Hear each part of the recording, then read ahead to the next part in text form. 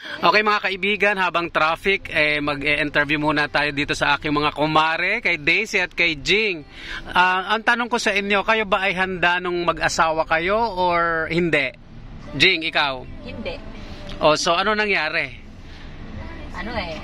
Ang pag-aasawa kasi, hindi mo na masabi minsan biglaan or may mga pangyayaring hindi mo na minsan ginusto. Napaibig ka na lang? Pero kahit hindi tinuloy na? Hindi ka prepared, kailangan mong bumangon. Panindigan? Panindigan mo sa sarili mo, kaya mo. Dumating ba sa point na parang, ay sana hindi pala ako nag-asawa agad? Ay, sus, maraming beses. Maraming beses. Okay. So ilang taong ka nung nag-asawa ka? 18. So ano ang natutunan mo na dapat pala prepared ako or ano? Ang natutunan ko na dapat bago pala mag-asawa dapat prepared ka sa pamilya, lalo sa mga anak. Kung paano sila mapapaaral, mapapakain ng maayos. So, dumating ba sa point na parang, ay, ayoko na, makikipaghiwalay na ako? Oo naman, ilang beses. Pero ano ang ay hindi na lang? Ano yung nakapagpa-stick sa'yo na ituloy na lang ang pagpapamilya? Ang mga anak. Mga anak. Sila rin ang dahilan kung bakit ako bumangon. Kailangan ko magsikap. Okay.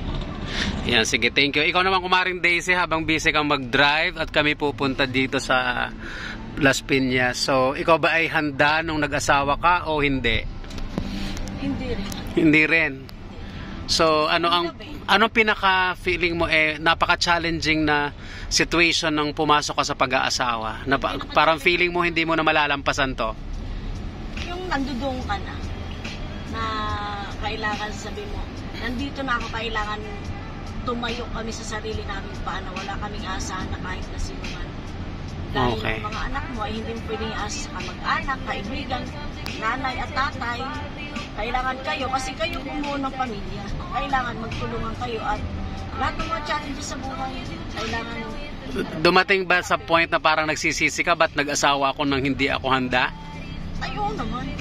May type pa nga na may layas-layasan portion. Which is realidad.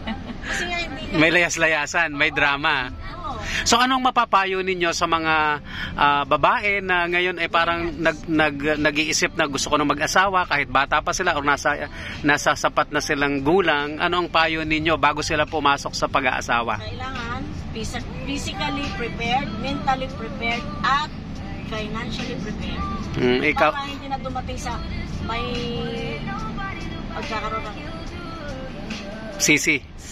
sisihan factor at saka drama-drama. Yes. Ay, ikaw, Jing, anong mapapayo mo? Ang mapapayo ko, dapat bago ka mag-asawa, mag-isip ka ng 100 beses. 100 times. Kung nandiyan ka na, hindi mo na pwedeng ibalik yan. Nasasabihin mong ayoko na, lalo pag may anak ka na. Oo. Saka ang isipin mo, kung ano yung dinanas mo nung panahon na hirap, huwag nang danasin ng anak mo. Okay, correct.